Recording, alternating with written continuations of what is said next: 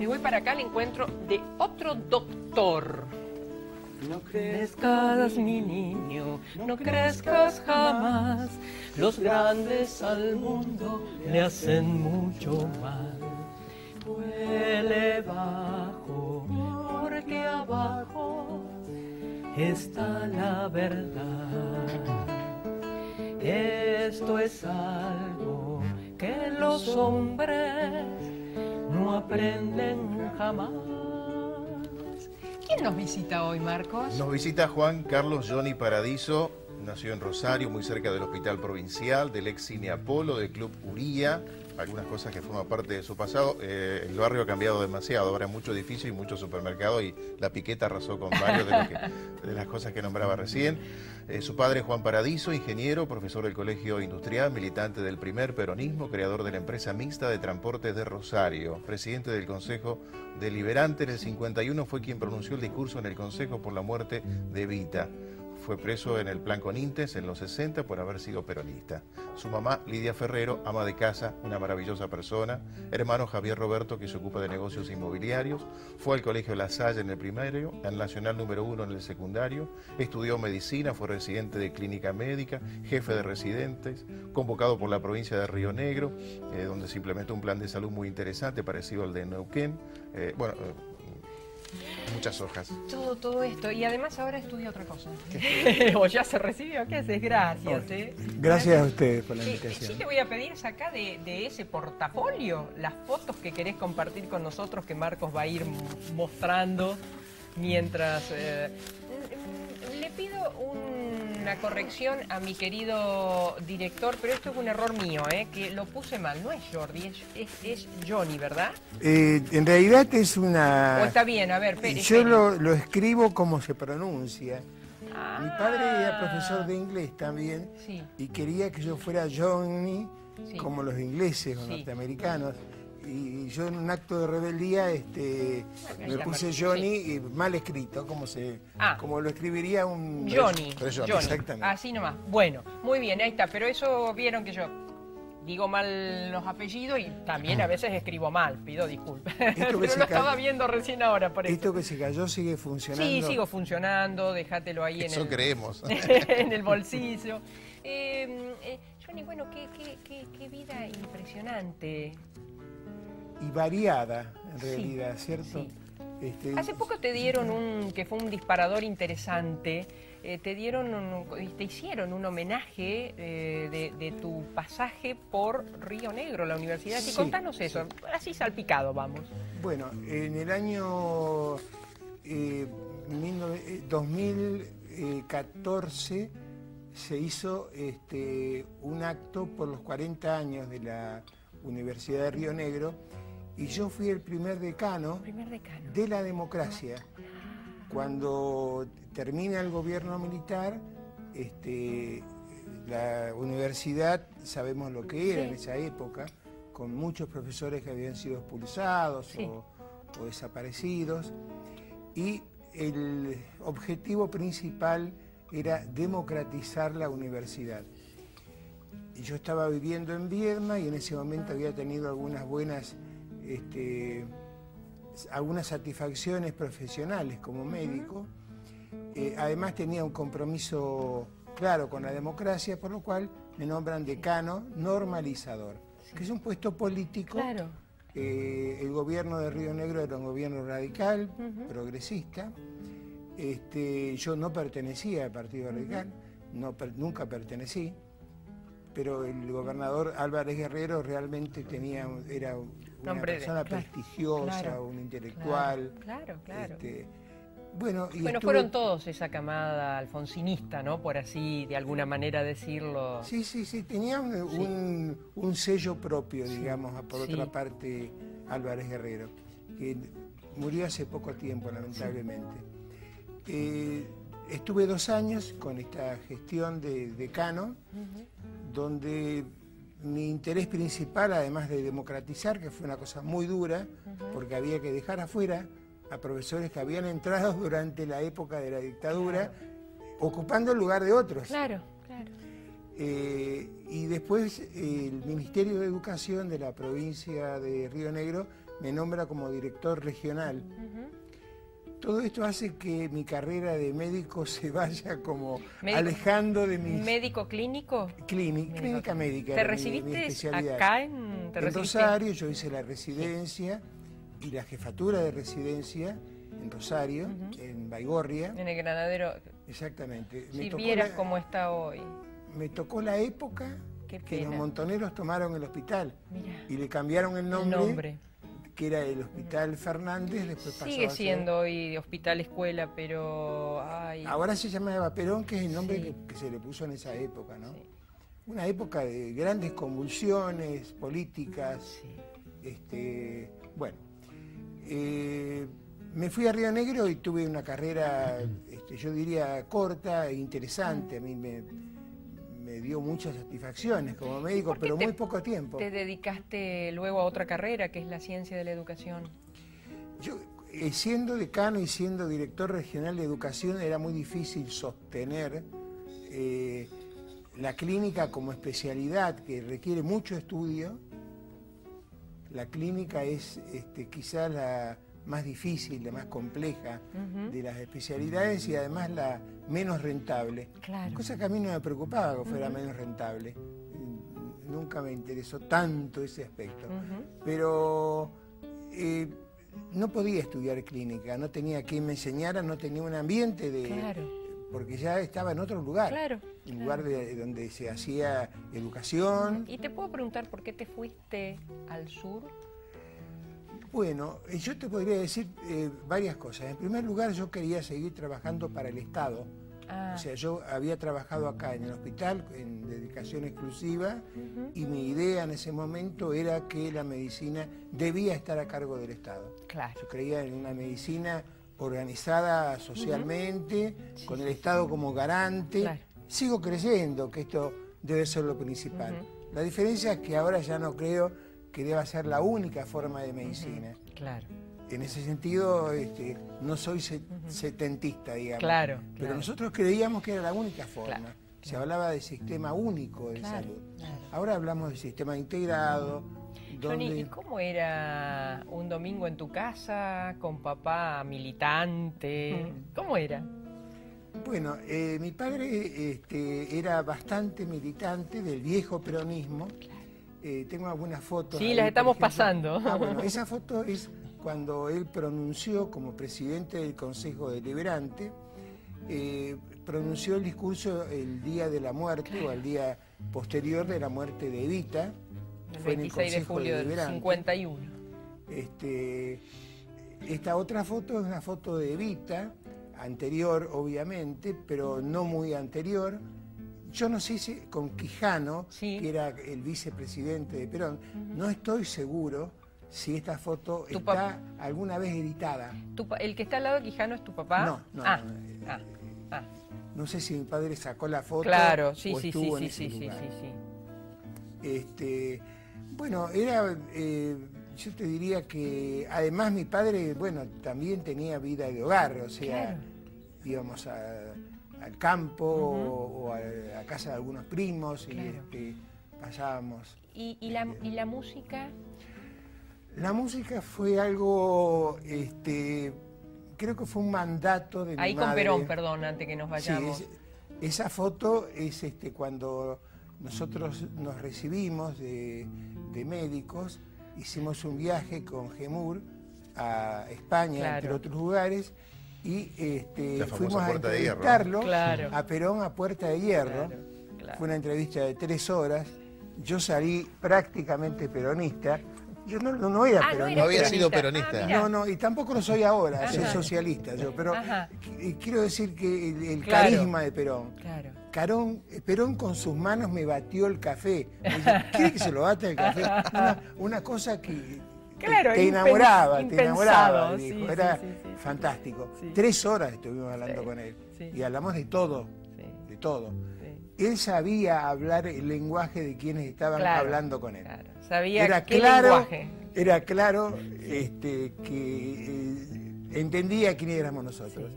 Entre las muchas anécdotas que tengo de esa entrevista, hay una que es cuando yo recojo, cuando salgo a hablar con Perón, enseguida anoto todo lo que viví. Claro. Y digo, me recibió en la puerta de Hierro, Sí. de un barrio Sí. al lado de Madrid, un tal López Riega, no sabía cómo se escribía.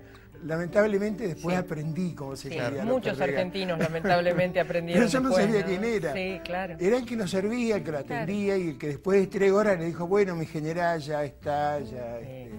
Sí, sí. Bueno, esa fue una experiencia interesante.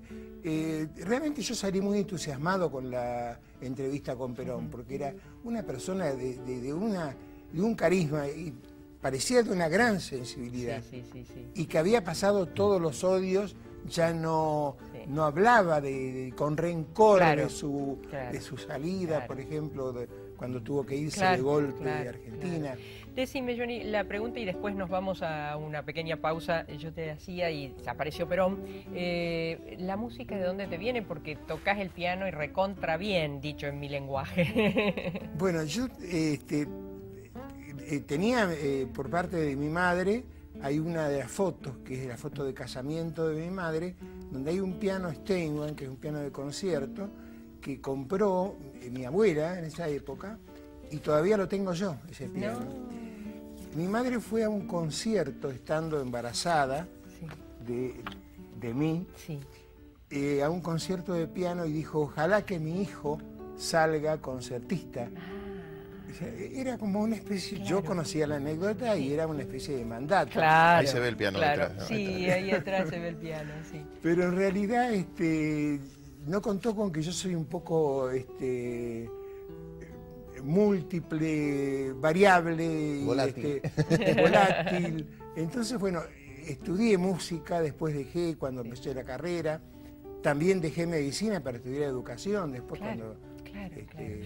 En un minutito volvemos con esta apasionante vida de nuestro querido Juan Carlos, Johnny o Johnny, como quieran ustedes decirlo, Paradiso. Enseguidita volvemos.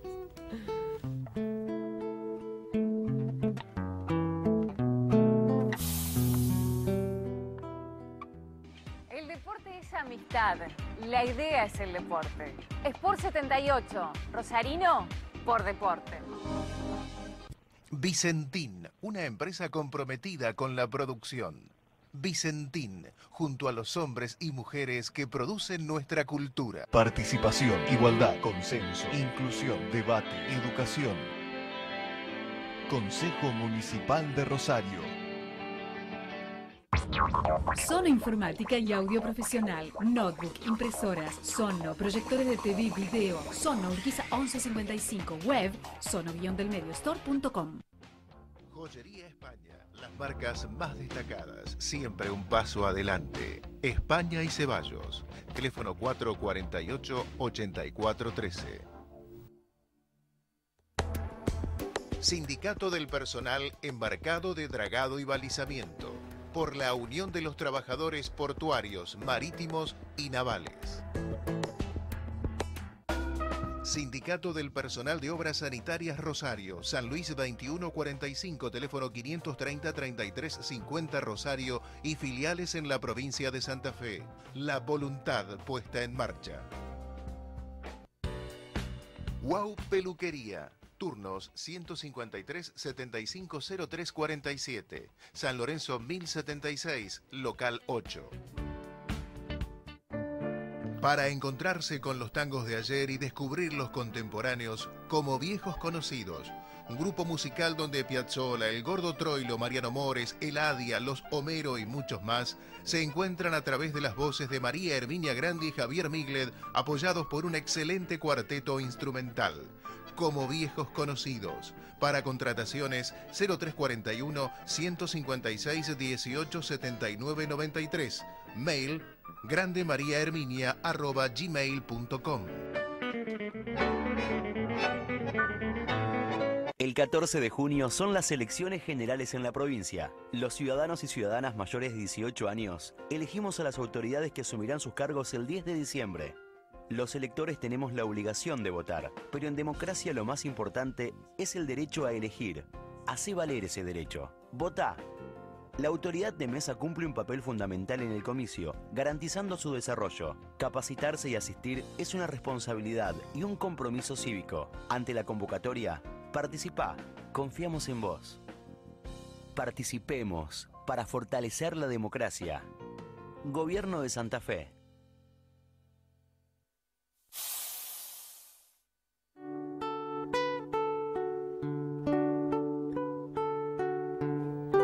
Bueno, y aquí estamos con el multifacético Juan Carlos Johnny Paradiso, que toca el piano, ¡ay, la ropa! Gracias, Colos. Estoy un poco distraída, no sé si es la fibromialgia o la edad.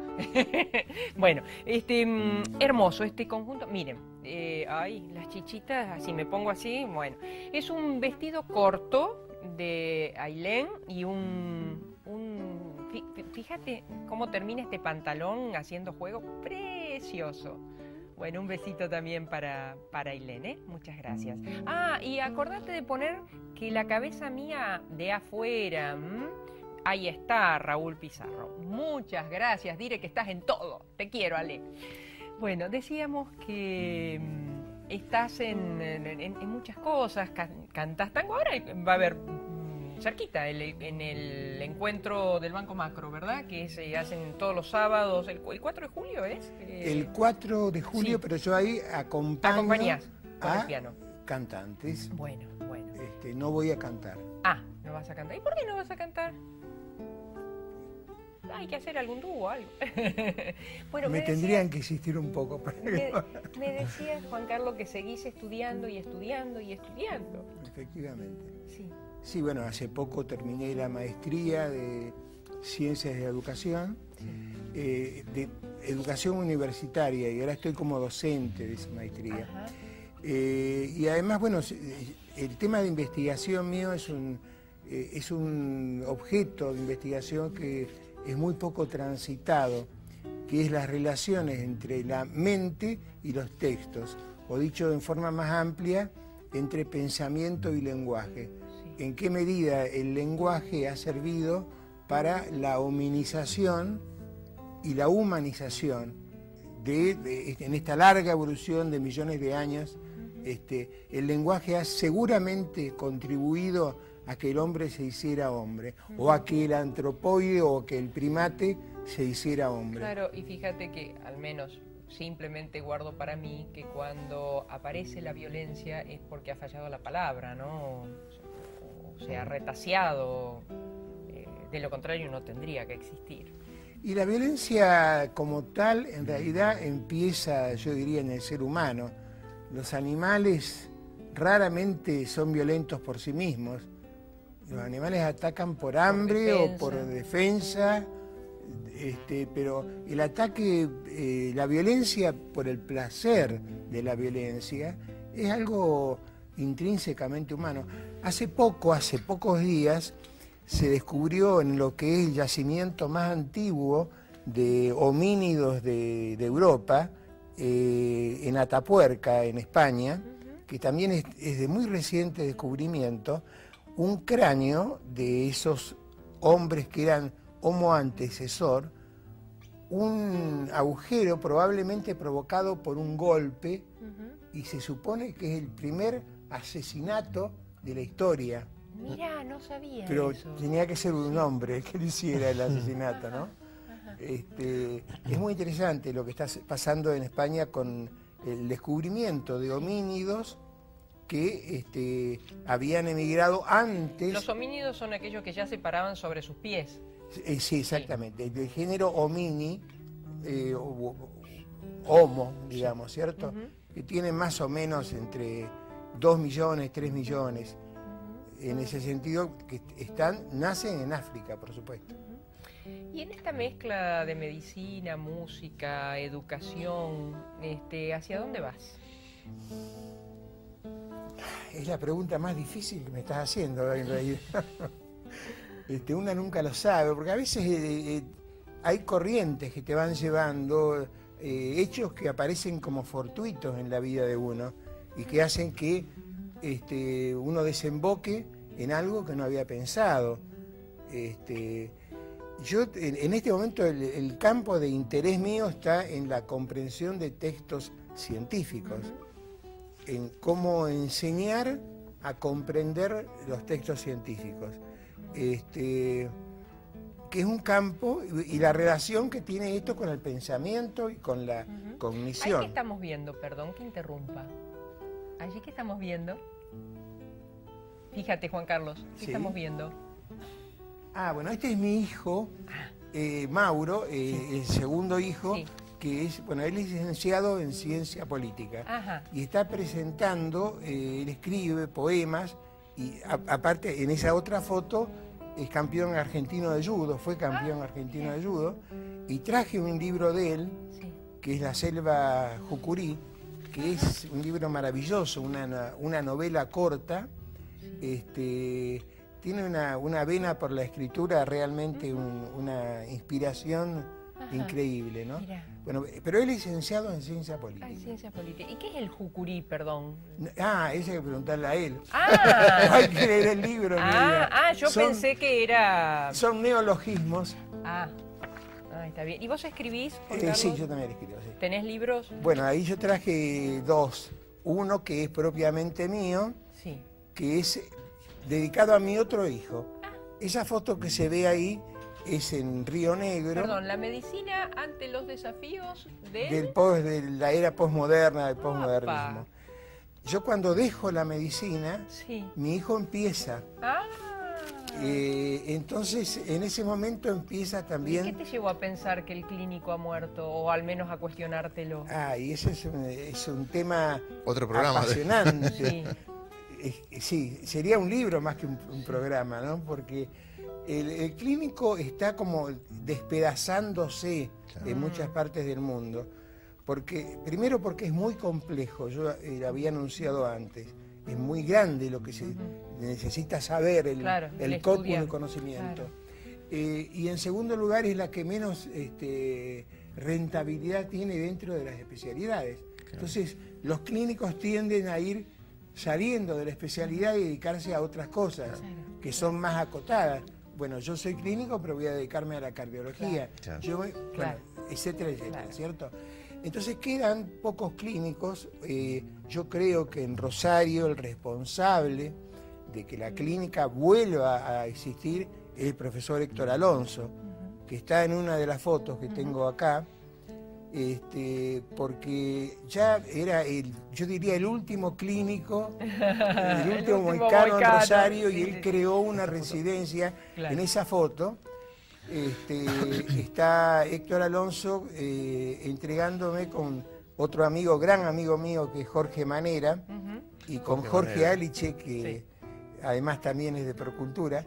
Están entregándome un premio por un trabajo que hice sobre la medicina interna. Juan Carlos, un placer que hayas estado con nosotros, que nos hayas contado todo esto, la cantidad de gente que pasa por ese silloncito y que tiene vidas tan apasionantes como la tuya, ¿no? Como sabemos que por la calidad y la calidez de nuestros entrevistados a usted le gustó el programa, los esperamos el próximo domingo aquí en Somos Rosario a partir de las 18:30. Gracias maestro, gracias Marquito, a nuestro dire, a toda la gente de nuestros cámaras. Gracias por estar. Les agradezco.